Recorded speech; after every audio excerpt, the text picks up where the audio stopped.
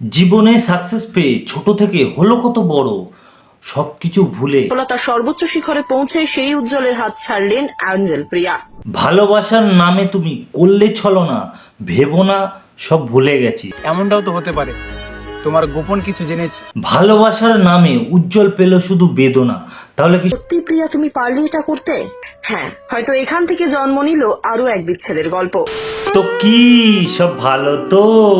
তো hey guys, this is for another video, welcome my channel ছ্যাচড়া ছেলে। তো গাইস, কয়দিন ধরে সোশ্যাল মিডিয়াতে একটা নিউজ নিয়ে সবাই খুব মাতামাতি করছে যে বং মিডিয়ার উজ্জ্বল আর নাকি অ্যাঞ্জেল পিয়া, এদের দুজনের নাকি ব্রেকআপ হয়েছে। তো আজকে আমরা এই ভিডিওর মাধ্যমে দেখব তাদের কি সত্যিই ব্রেকআপ হয়েছে নাকি এটা ফেক নিউজ। তো চলো বেশি কথা না বলে আজকের ভিডিও উজ্জ্বলকে নিয়ে ভবিষ্যৎবাণী করা যাক। যে মেয়েটার ক্যারিয়ার নিজের হাতে গড়েছেন বং মিডিয়া উজ্জ্বল, সেই অ্যাঞ্জেল প্রিয়া অন্য ছেলের প্রেমে মজেছেন।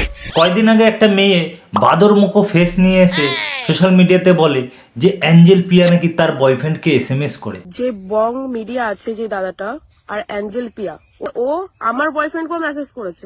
অ্যাঞ্জেল পিয়া আর তার বয়ফ্রেন্ডের মধ্যে নাকি শারীরিক সম্পর্ক আছে।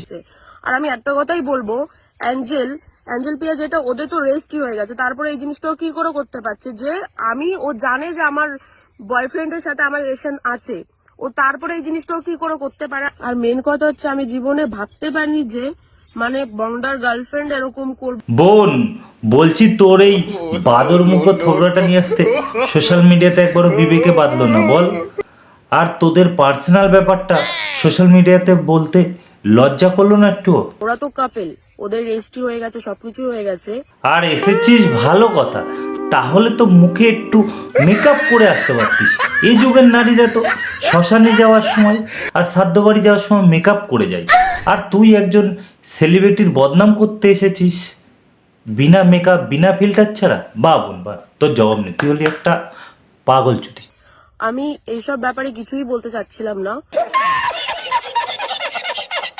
ফার্স্টে তো আমার বয়ফ্রেন্ডেরও দোষ আছে, মেন অ্যাঞ্জেল পিয়ারও দোষ আছে, কারণ সে তার বয়ফ্রেন্ড থাকার সত্ত্বেও উপজে অন্য ছেলেদের মেসেজ করে।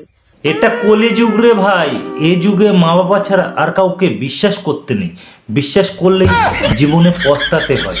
মেসেজ করে করে তারা পার্সোনাল ভাবে কথা বলে, নাম্বার ফাম্বার নিয়ে কথা বলে, তারা দেখছি প্রতিদিন রোজ দিন 24 ঘন্টা ভিডিও কলে অডিও কলে সবসময় কথা বলতে রয়েছে।